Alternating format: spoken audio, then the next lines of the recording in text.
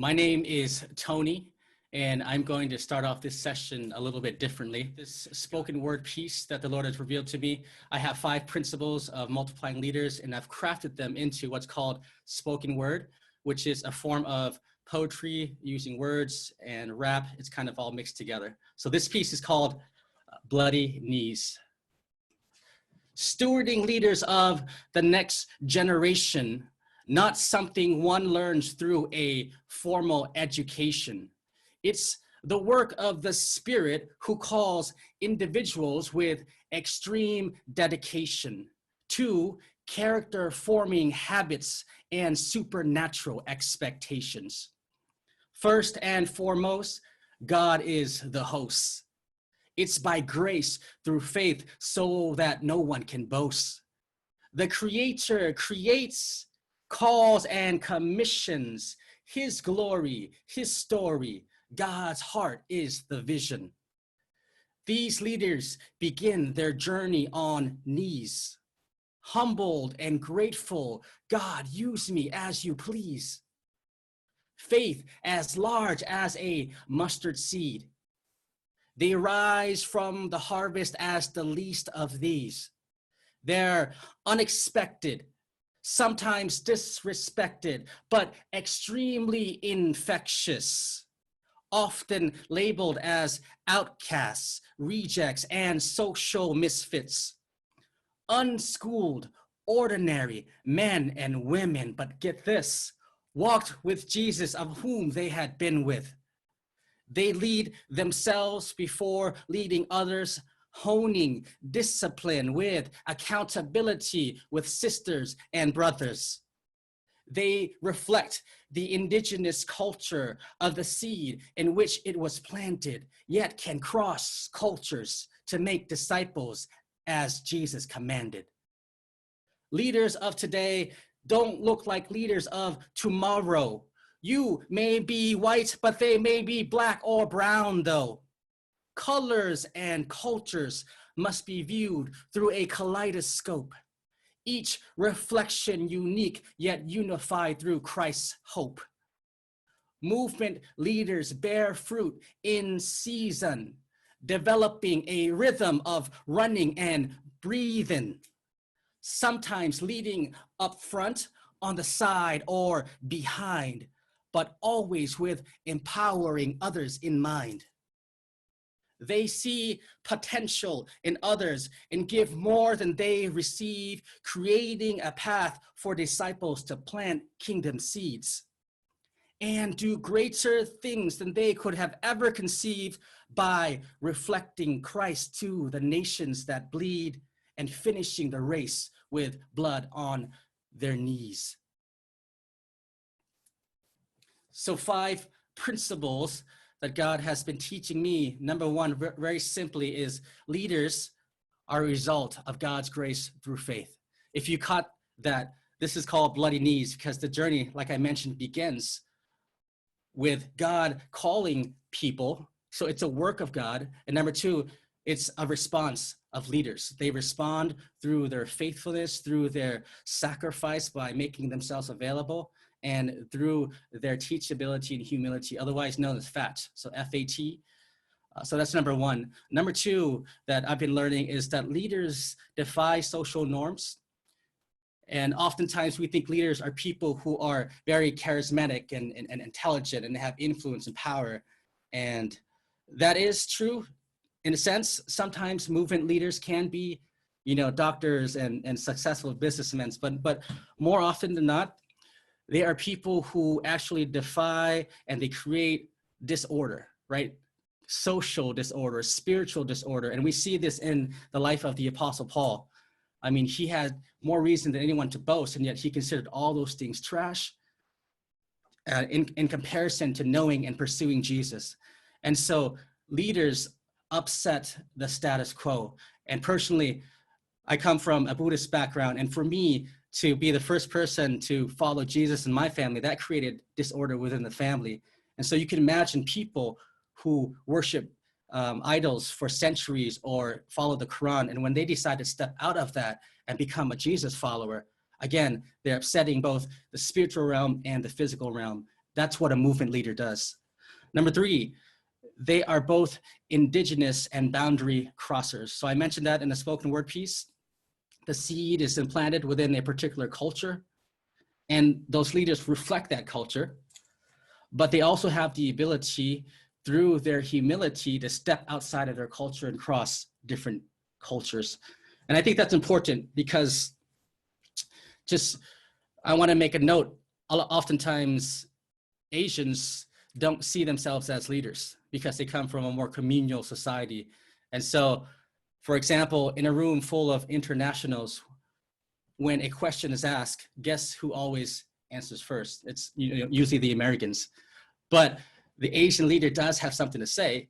You just have to be intentional about raising them up.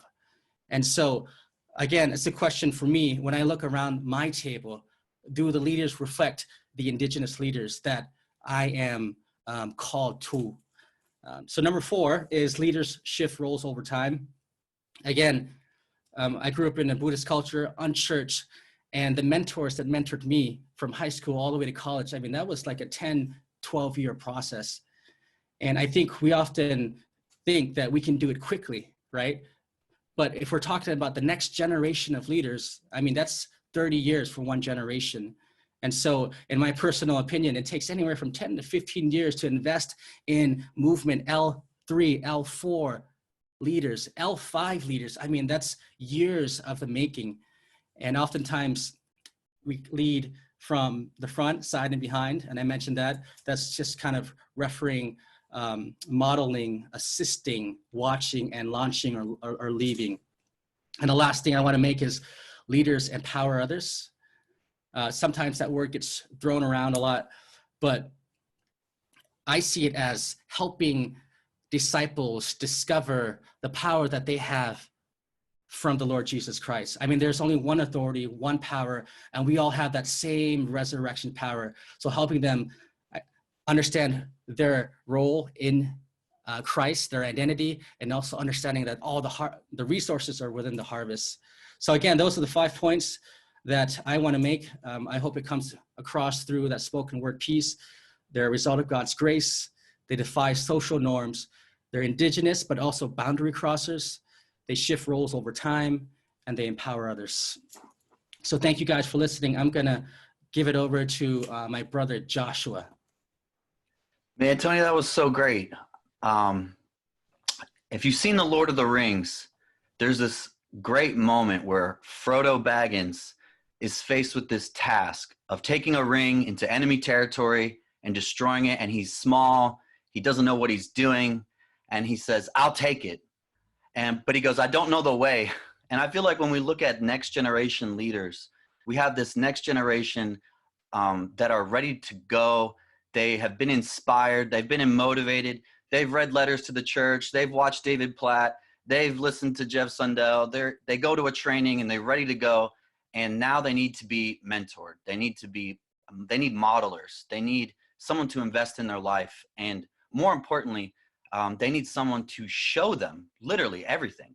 They need someone to, and so as I think about No Place Left, I'm so grateful, not because I sat down and had coffee with all these brothers, but because I've seen the example of their life. I've seen what they've done, not just what they've said, but what they've done, and seen them point me to Jesus. What did he do that's inspired? And we have to live that same kind of life. And I just remember it came to me about 2 years ago, in the form of the question from my wife, where she said, hey, are you going to disciple our family or not? And I want to read this verse. It says in Acts 2:39, for the promise is for you. It's for your children and for all who are far off, everyone whom the Lord our God will call to himself. And I want to encourage you, if you're listening to this and maybe you're on the front end of getting into all this, or maybe you're on the back end, this is for you. Leaders fall all the time. And I want to encourage you that this is for you. Making disciples is for you. I remember standing on a lot of stages as a youth pastor or a speaker, and I was asking the crowd to do something that I wasn't doing, to go after their whole family, to go after their neighbor, to be gospel ninjas all over the place. And I wasn't a gospel ninja. I wasn't doing it. And I just remember my wife asking me, hey, are you going to do this with our children? And it just hit me, we're talking about the signs, right? I mean, we need to interpret the times that we're in. More believers now than there's ever been, in more places than there's ever been. And there's more potential right now. Ralph Winter said this, that this can and should be the final era of the mission. And so the network churches that are available, the prayer that is happening at 10:02, we've all been praying, not for more money, not for more influence, but for more laborers. And so I want to encourage you that we need to go for them and recruit them just like Jesus did. Jesus recruited, and so should you. Jesus went after the young, and these guys like George and guys like Bruce earlier, they always say, I haven't made, I just happened to be a college professor. No, they aimed their life to be around young people, and they've decided to invest in young people. And I want to encourage you to do the same thing. And there's no model better than Jesus's model. And what did he invite people to do? Come be with me. Come follow me. Do it like I do it. And then go do it like I said. And hey, how did it go doing what I told you to do? And he would report back, and then he would do it more, and then he would go harder. And when they said, hey, we want to be great, he would tell them how, not tell them not to do it. If you want to be great, be the lowest servant you can be. And all these wonderful things that Jesus modeled. And I want to encourage you with this rocked my world. In the master plan of evangelism, Dr. Robert Coleman said this: if Jesus, the Son of God, found it necessary to constantly be with the disciples for 3 years, and even one was lost, how can a church expect to do this job on an assembly line basis a few days of the year? I remember it hit me right between the eyes. I was just trying to disciple people once a week, which turns out to be 52 days a year. It doesn't work. It didn't work. I would see lots of people talk the talk, but never walk the walk. And so what did they need? They needed to see a lifestyle that was possible, that was available to them. And I want to encourage you. I was missing, don't forget the forest for the trees. Aim for your own children, your own family. Get all of them on the ark. Go for them with radical cost. Because here's the thing, if you're going to make disciples, what do you want them to do? You're going to tell them to reach their family, right? And one day they'll look at you and they'll say, did you reach your family? How did it go when you did the hard thing and talked to your dad that abused you, or talk to your mom you don't talk to anymore, or whatever it is? If you don't do it, then you'll have no authority. And probably what will happen is you won't talk to them about it because you won't do it. You'll do something else. You'll talk about Proverbs or something else. You won't tell them to go for their family if you don't do it. And so I want to encourage you, don't make the mistakes that I made and just teach them a bunch of tools and not ask them if they use the tool.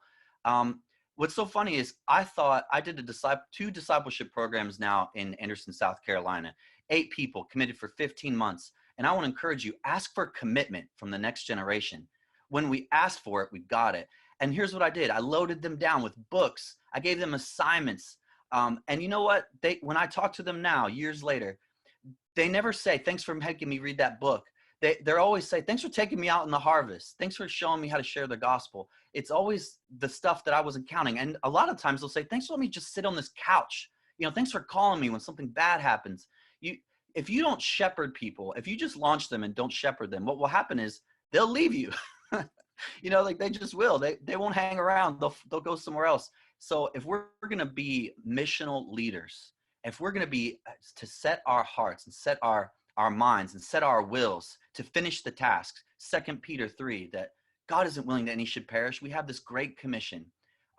If we will do it, if we will live our life like that, in my opinion, you'll make many great disciples, and a lot of you'll make them by accident, and God will send them to you.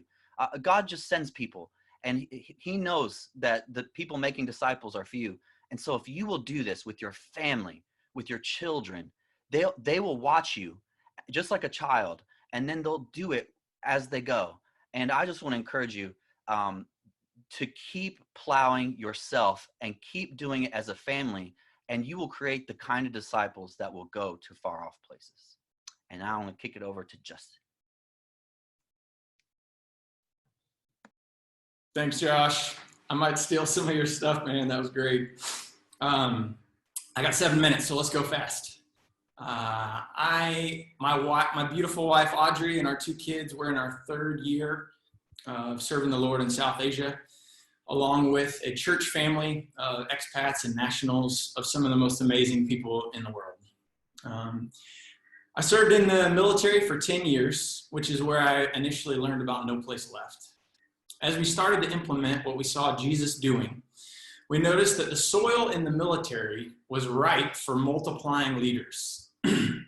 So, what is the secret of how the military continues to multiply leaders that us as No Place Left can learn from today? What is the secret of how the military continues to multiply leaders that No Place Left can learn from today? In October 2013, I was deployed with a unit to a nearby South Asian country. Our mission was clear. We had pinpointed a bad guy we were chasing to a compound in the mountains. We were with these men and women who we'd been training and preparing with for years. As we saw a man walk out of the compound wearing a suicide vest, we knew this night was going to be different. He detonated himself, thus activating a minefield that our unit was caught in the middle of. Imagine seeing your brothers and sisters 10 feet away from you, without a leg, without an arm, and you can't get to them because you'll trigger 2 or 3 mines on the way over there, potentially killing yourself or injuring them further.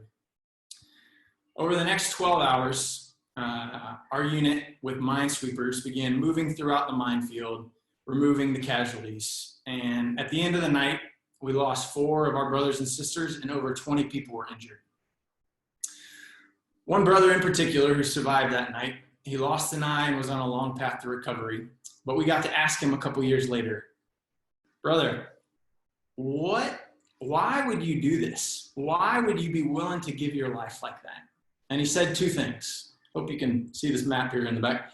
He said the first reason was for my country and freedom, kind of the broad. But the second reason is for these brothers and sisters on my right and left, because they would do the same thing for me. So let's pull back the hood. What happens in the life of a soldier that at a moment's notice he would give his life? I want to highlight 3 pieces in my own journey. The first is just counting the cost. In 2005, at the age of 19, I had some peach fuzz and not so much of a beard. But I counted the costs and I jumped into the boat of the Army, along with other men and women who jumped into the boat, and we theoretically said we're willing to give our life. But at that point, it was just theory. Second point, a holistic lifestyle. I was with my unit for 3 years. Our first unit was 3 years. We ate together, we exercised together, we slept together, we knew each other's families, we knew each other's dogs' names. We'd even be out in the woods doing our business together. That was how close we were. It was a lot of holistic time. And this is where I learned that my leaders would give their lives for me, because I saw them doing it on a daily basis. The third point, relentless sharpening of our calling. What began as a few hours in the classroom, we were reading books at night, was then perfected in weeks and weeks in the field, implementing everything we learned. We were committed to relentlessly sharpening our calling because the men and women next to us and the mission deserved it. Sharpening each other so that we would be prepared for our mission, knowing our mission dictated what we read, studied, and trained. The broad focus is critical to tightening the band of brothers. And on this journey, we fell in love with each other, and we were willing to give our lives for each other the way that my brother said he was willing to do that day. It was no longer theoretical, it was practical. You might be thinking that that bar of camaraderie is too high. But I tell you, this is exactly the way Jesus showed us how to reproduce leaders. Counting the cost.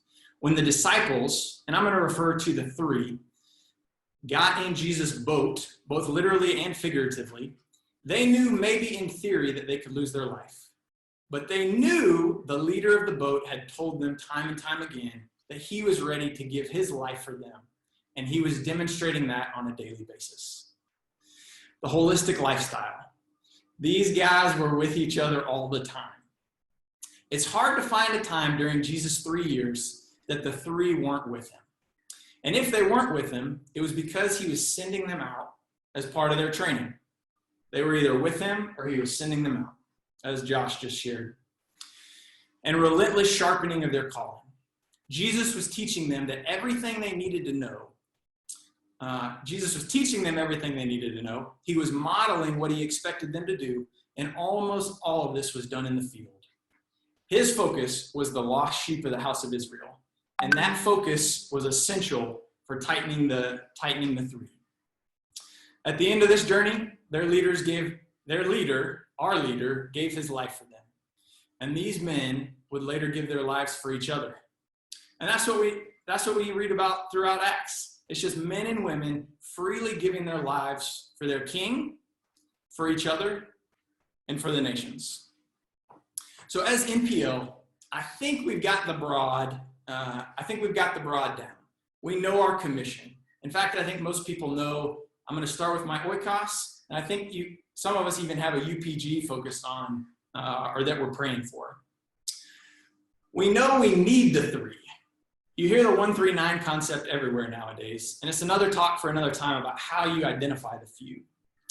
But what made Jesus' ministry unique, what makes the military culture different, and what I think we need to learn from now is no place left, is that when someone gets in our boat, do they know that you as their leader are willing to give everything for them? Do they know, could you ask them, and do they know that you love them even unto death? Or do they simply feel like a tool to accomplish the Great Commission? Will people be able to look at us as NPL and say, those guys are a leadership production factory because they follow Jesus' example and they're willing to give everything for the few? The secret of how the military continues to multiply leaders is that they are doing the same thing Jesus did. They are greatly loving the few in light of the many. Brothers and sisters, will we do the same? It's a blessing to be here with you. Over these 2 days together, we've heard from so many amazing brothers and sisters from contexts literally all around the world. Each person sharing about the grace of God in their lives as they've been called and empowered by God to join him in his mission until there's no place left where Jesus is not known and worshiped. The various gifts and skills exemplified by the NPL network is nothing short of miraculous. Yet the reality is the leadership qualifications in God's mission look quite different than they do in the world. We see this clearly exemplified in the early church. In Acts chapter 4, verse 13, the rulers and the elders in Jerusalem were on the outside looking into what it means to be a leader in the church. When they were interrogating Peter and John for their ministry, the conclusion was that they were unschooled and ordinary, and those were not compliments.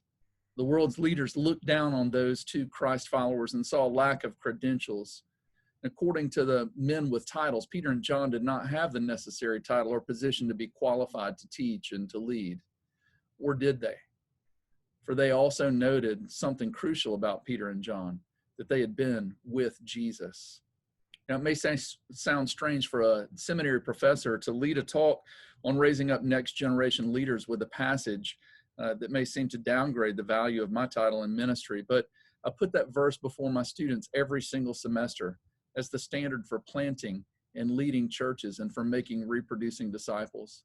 And in some respects, the most important thing about my classroom is the opportunity to recast what it means to be a Christian leader, centering that around abiding with Jesus. When my classroom is stewarded properly using the 3/3 process, it becomes a filter helping me to identify and cultivate potential next generation leaders that may have been passed over otherwise. For that reason, I begin every class by looking back to reflect on what God is doing, review content, to clarify misunderstandings, and to coach students through areas where they're getting stuck in both their character and their competency development. And then we look up to learn new character trait, concept, content, and a new competency. And finally, we look forward to apply by repetition, establishing new rhythms, all with the goal of reproduction through disciple making. And all of that is built upon the gospel-centered foundation of abiding with Jesus.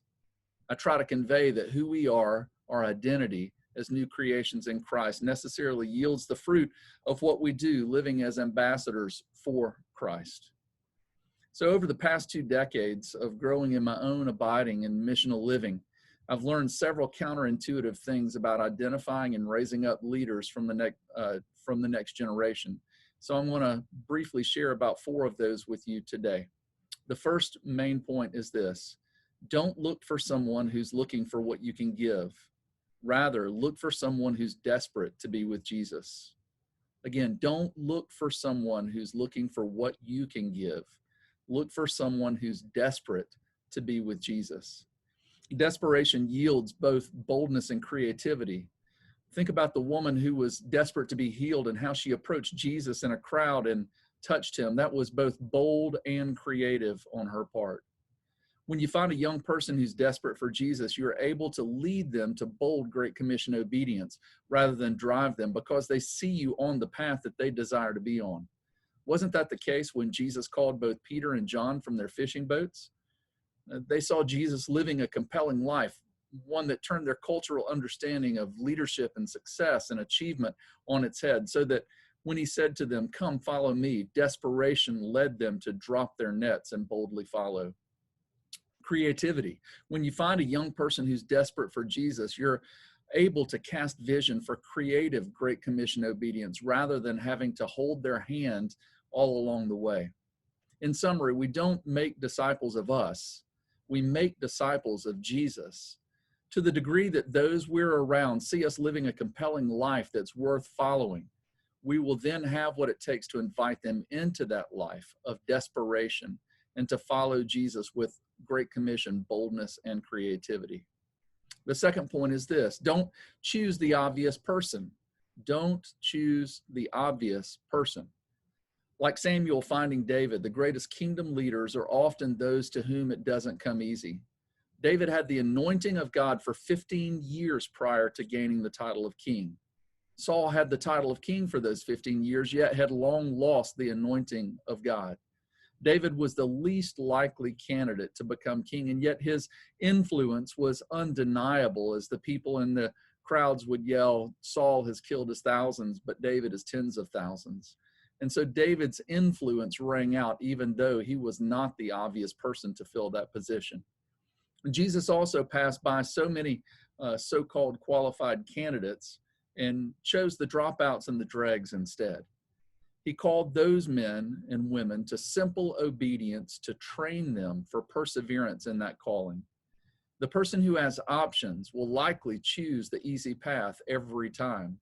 The disciples in John 6, when asked if they too were going to turn away, answered, "To whom shall we go?" The person who, like Peter, has left their nets, and like John, the person like Elisha who's burned the oxen and the plow, the person who's counted the cost and taken up their cross, that's the person through a long obedience in the same direction who will become a world changer, giving their life to get to no place left. So don't choose the obvious person to be a leader on this mission. And number 3, don't look for the person with all the right answers. Look for one who's asking all the right questions. Again, don't look for the person with all the right answers. Look instead for the person who's asking all of the right questions. Prior to moving to South Asia over 20 years ago, a convert to Christianity gave me sage advice. He said, if you want to make a person from the country to which you're going angry, tell them something.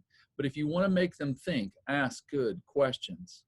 Since that time, I've tried to cultivate a lifestyle of leading by asking good questions. Asking the right questions prepares the heart and the mind to receive the right answers.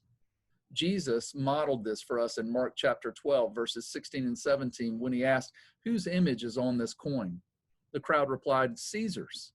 And then he told them, give to Caesar what belongs to him, but give to God what belongs to him. In other words, the people he was talking with bore the image of God, and yet they were not giving themselves to God or to his mission. The question yielded a profound truth that we image bearers are made for God to worship and to obey. All who came to Jesus with the answers were rebuked and turned away, but those who came to him in desperation with good questions, regardless of the fact that they weren't the most qualified leader, found more than they were looking for. So the most knowledgeable person is not necessarily going to be the right kind of leader in a movement to get to no place left.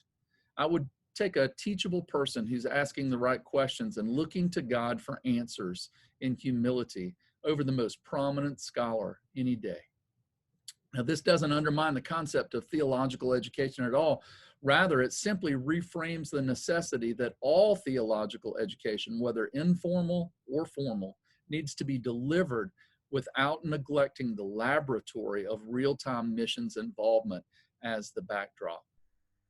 And finally, number 4, the fourth principle for identifying and stewarding next generation leaders is don't underestimate the power of just a little bit of encouragement. Don't underestimate the power of just a little bit of encouragement. You can't and you shouldn't be everything for a young and developing leader. If you spend much time with me or ask those that I've invested in, I will let you down. As a leader, I've never gotten over my own need for encouragement. And those who need encouragement the most often are often the ones who see giving encouragement to others as a great benefit. Remember, it was Barnabas's investment, endorsement, and initiative, all of that forms of encouragement that yielded the leader that we know in the scriptures as the Apostle Paul. And even after the dismal failure of denying Jesus, we find the resurrected Christ cooking Peter breakfast and taking a walk on the beach with him, urging Peter to get back on mission. He was coaching Peter through his failures, through encouragement.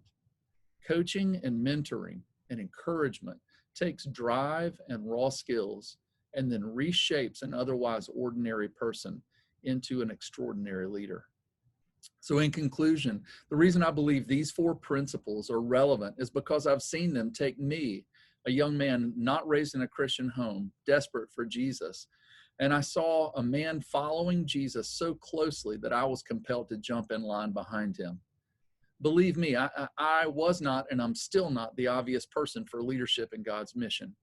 And yet God has used me, often in spite of myself. I used to think that I had to check all of the boxes and climb the ladder of success. But somewhere along the way, I learned that the ladder that I was climbing was up against the wrong wall. I needed to grow in humility by asking the right questions and be okay when Jesus gave me an answer that's radically different than what the world might say. And finally, I've had men and women encouraging me throughout this journey, and I've gone further and accomplished more because of it. Men like Jeff Sundell, who has walked beside me for the last 20 plus years, encouraging me to have a no place left vision. 1,000 times I've thought about giving up, but then someone comes along and gives me just a bit of encouragement to get me over that next hill. Sisters and brothers, that's what I think it's going to take to raise up an army of leaders from among the nations who will finish the task of getting to no place left. It's going to take us looking for people who are desperate for Jesus, not the one who's looking for time with you. It's going to take looking for the person who may not be the obvious leader, a person like Peter or John, who's willing to follow and obey. A person who doesn't have all the right answers, but rather is asking all of the right questions. And a person who, through our little bit of encouragement and shared life together, will continue on in that long obedience in the same direction until we get to no place left. So brothers and sisters, I hope you're encouraged to go out and find those ordinary, unschooled people and invest your life in them, so that they would multiply disciples and multiply churches until there's literally no place left where Jesus is not known and worshiped. I'd just love to kind of open that up and just hear a 2-3-minute story of where you saw this kind of come out and God just gifted you something really cool. So my experience is mostly they were in prayer and worship, like just, before I came to Cast Vision, about him going into these villages, and he saw from one village, others spread out to go to these multiple villages. And so for a long time, he was asking God, what does this mean? I want to serve you. And so he eventually decided to, he graduated from that school and decided to join us in our business startup in the central part of the country. And after several years, he was like, oh, I'm traveling all around the country doing business, providing clean water for different villagers. Is this the vision that God gave me? And he was still discontent, not satisfied, saying, this is actually not the vision because I'm not making disciples.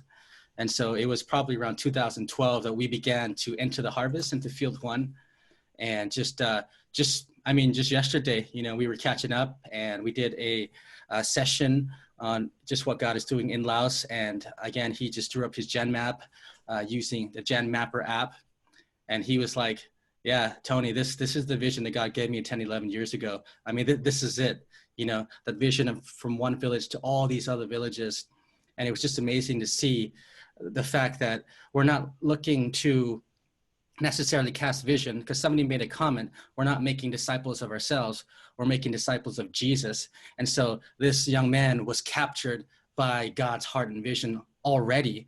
And my job as a catalyst was to help him discover that vision. And so, yes, I've modeled, entry and gospeling and 3/3 groups and all that process throughout the years. But now I'm just trying to catch up to him because it's always been his vision. Like the resources has always been in the harvest. God had always gifted him with this apostolic vision. And I was just blessed enough to find him. And despite, there's others who I thought were, apostolic, but they weren't. But again, my whole thing is, God has these laborers within the harvest that have vision, that have apostolic giftings, and some of them aren't even believers yet, So that's just my story from the harvest. To answer, I would say something I had modeled for me. So I remember in South Florida, Troy Cooper took our church out, trained us. We went out and shared the gospel with the first person he saw. And that guy prayed to receive Christ. And I remember he looked at me and he said, a lot of times God gives grace during a training and someone will pray to receive Christ. And then others will get excited about sharing the gospel.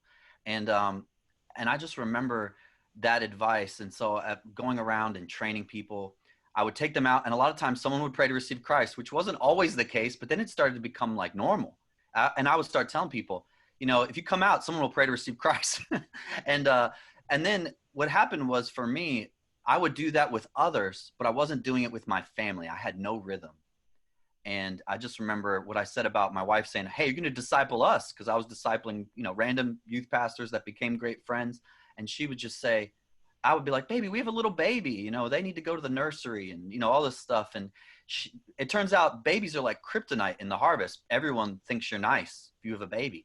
And so it rained the first time she said, like, hey, let's do this. Let's do this thing. It rained. And I was like, it's raining. Let's just go to church. And she said, they have rain jackets. They have umbrellas, and so all of a sudden I'm like, she's right, and just all of a sudden she's like, but I'm sick. You just go, and all of a sudden, week after week after week, it rained. And I felt like we started to get it in all these homes because it was raining. And people were like, you can't stand out in the rain, come inside.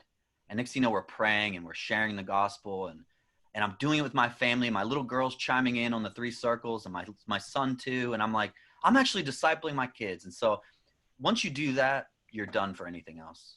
The question leads me to think about not just a bunch of students from here, but going all the way back before the Lord called me into vocational ministry. I suppose I was a co-vocational minister as a high school teacher in Atlanta, Georgia. And because the guy who had discipled me cast a vision that the normal Christian life is that of a disciple maker.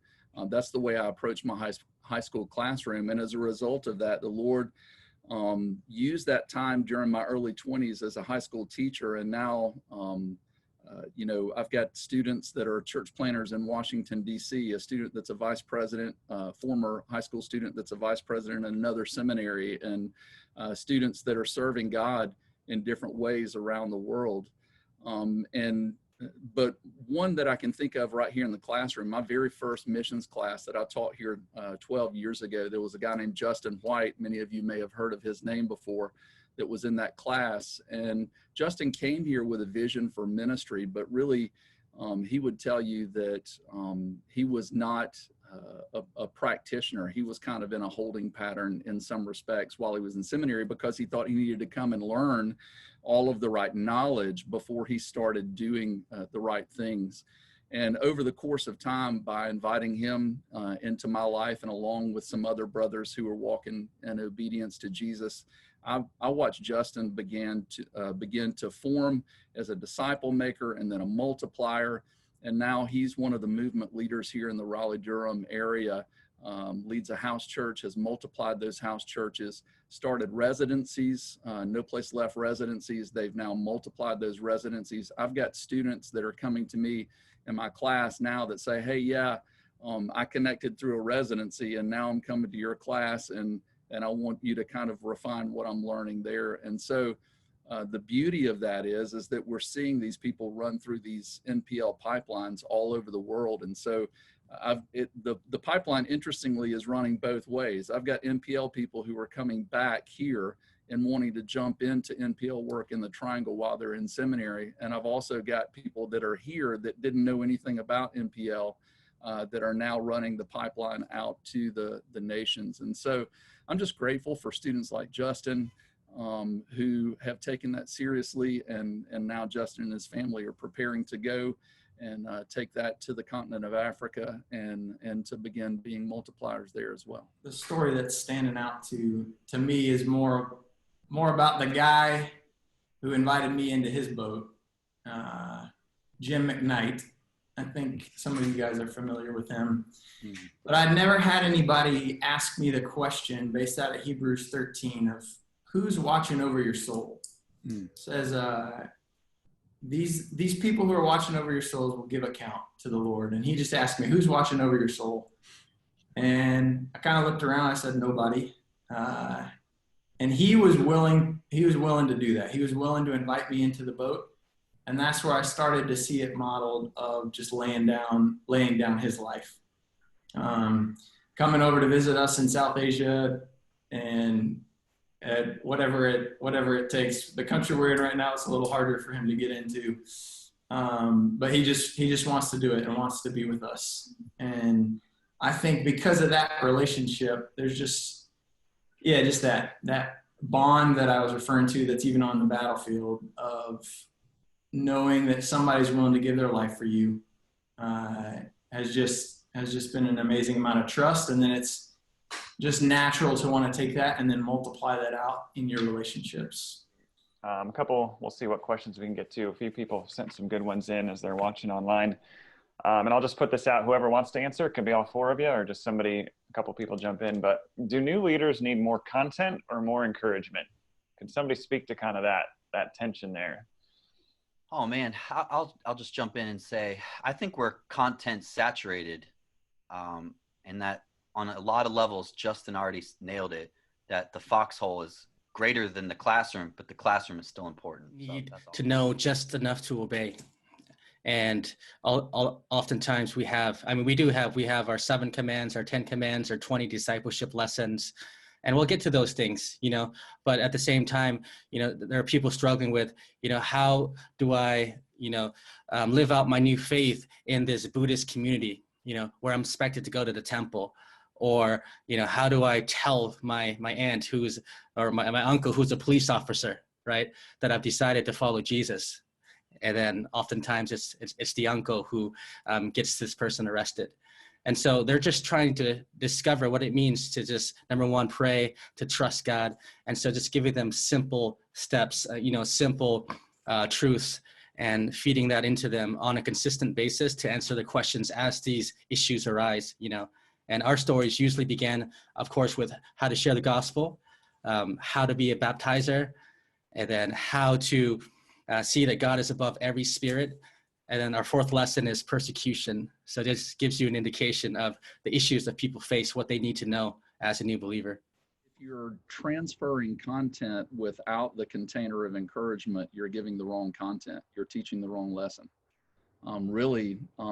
That's the thing about a teaching ministry, is that even exhortation should be a form of encouragement, right? And so if we're gonna teach someone something and we're not doing it in a way to encourage them to take next steps of obedience to Christ, then we're actually teaching the wrong thing. We're actually working counter to what a teaching ministry is supposed to be like. Yeah, I'll just add one thing. Oh, I forgot to introduce my wife. She's the wind beneath my wings, and so I wanted her to be here with us. But I heard somebody describe the law of the straw. And so some people try to, at one time, give all this content, but they use the illustration of just breaking it up. What can you fit into the straw? And then to Tony's point there, a little bit, see if they obey the little bit. See if they obey the little bit. And then what everybody else said, just encourage the heck out of them as they're obeying and failing forward. So good, guys. So here's another one that I want to ask as is, what is a challenge you have in motivating new leaders? That's the question that somebody sent in. And then I'd follow up with, and how have you either worked to overcome that, or how have you seen God overcome that? So again, anybody, one person, however you guys want to do that. Again, just going back to the FAT, F-A-T acronym, faithful, available, and teachable. Available is not so much that they have time, but they're willing to sacrifice their time. And oftentimes, people who are new in their faith are excited about their faith, you know? And so my whole thing is, it's not hard to motivate new Christians, new believers, because they found something so joyous, so wonderful that they want to share it with their friends and family. And those are the ones that you want to keep building into and investing into. And those who have not been faithful or are not willing to, hey, let's, you know, I need to make time. I mean, it is necessary. They need to make a living. They need to go to the farm and grow their rice. They need to go to work. They need to go to school. But at the same time, you know, just this new faith compels them just to be a disciple. And so I think it's easy to filter people if you're using those who are faithful, those who are available, and those who are humble and teachable. So that's what I use as a kind of a test, so to speak. I think that, you know, the previous session on co-vocational ministry, in many respects, that's what I do. I have a classroom ministry here, but also working with NPL. I'm an elder in a local church. So I've got a lot of things on my calendar. I've got 3 college-age kids that are all home right now because of the COVID crisis.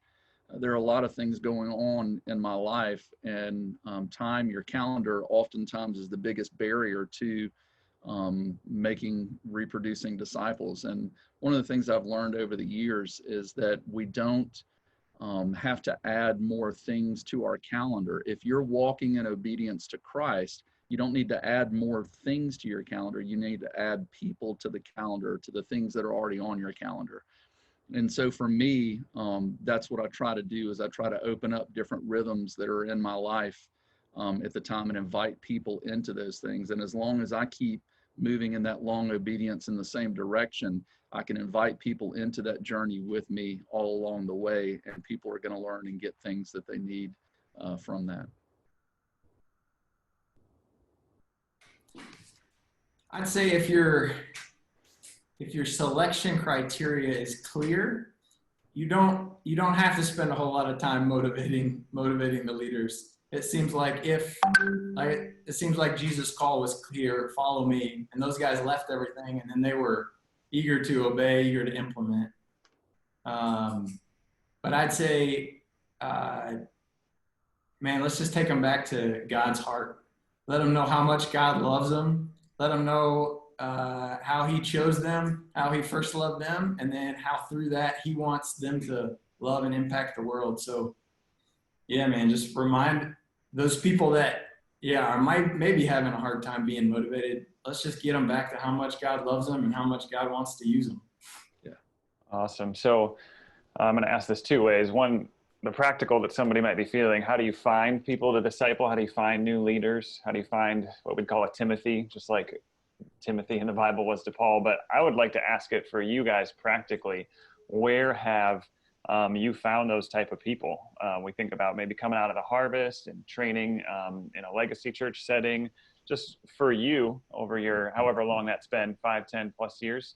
We won't say how many years for George. Where have you seen those people come from?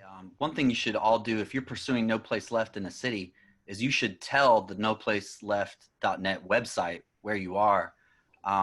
so probably one of my greatest Timothys is a kid named Logan. He went on a mission trip, met some No Place Left people in India, and wanted to have that community that he tasted in India in, South Carolina. And I live near him. So he said, hey, sent me an email and found me. I got an email yesterday. So you should be findable, I think, as a general principle. If you could be findable, I think that's great. And otherwise, I've just looked for the type of people I want to disciple. And when I see them, I ask them. For me, I think that one thing that we have to remember is that there are different seasons of life and ministry. When I think about early on, I've been walking with the Lord for close to 30 years now. During the first 5 to 7 years of my walk with the Lord, my oikos was made up primarily of people who were far from God, but near to me.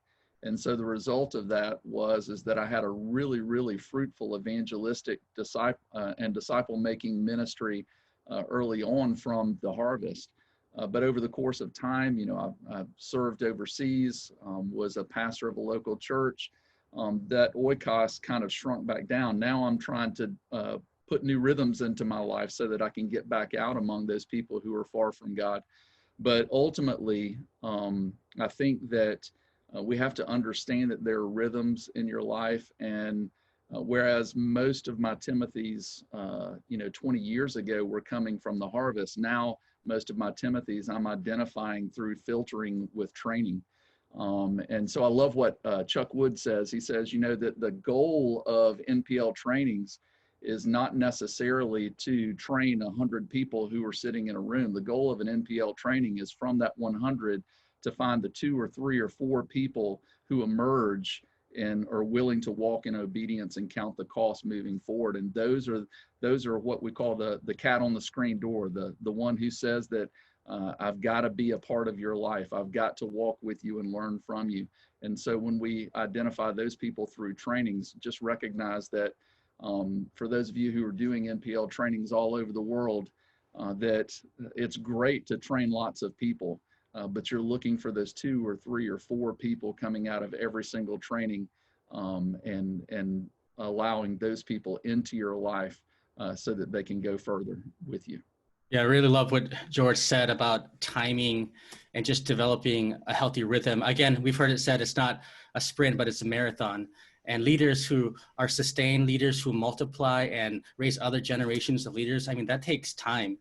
And I know we also often talk about rapid growth and exponential growth, but if you think about it, you're investing in leaders for several years at a time. And I made that, reference to 10 to 15 years, just because in my own life, that's the process for me as far as being a disciple all the way to a leader, and then being mentored by another person and then mentoring somebody else. And that's not consecutive. That's not 10 years here, 10 years here, 10 years here, but it's congruent, as you're being discipled and modeling and assisting and watching and leaving. You have somebody who's doing that with you, and you're doing it with somebody else, and that person is doing it with somebody else. And each person has this relationship, right, that takes anywhere from 5 to 10 years. And so that's where you get the exponential growth and the multiplication, is these intimate, real life relationships that Justin mentioned, you're in it together, you're in the fire together, and you're walking together in mission over years. All right. So we have to be intentional about implanting ourselves in one another's lives. One of my heroes is my younger brother, Grant, and he's from the States, but here serving with us. He came out of the harvest, was a new believer that just God used powerfully. A couple guys from the military were also out of the harvest, but then, man, the vast were existing believers that were trained up at West Point by Austin Wilson and the gang there, the Tyler Salls, the Fritz Steppets, the Nathan Turks. And then on the field, let me caveat, we're very new to the field. We're learning more every day, but all of the relationships on the field at this point have come from existing believers and connections that we've people that we've been connected to up to this point.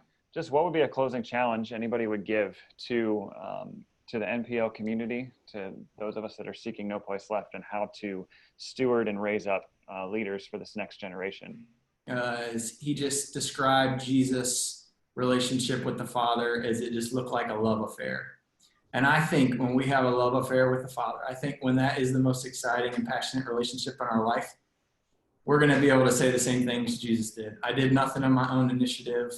I can only do what I see the Father doing. I think through that, he's going to bring the people into our lives. We're going to be able to love them the way that they need to be loved, and in turn raise up the next generations until there's no place left. I would encourage everyone to just love others.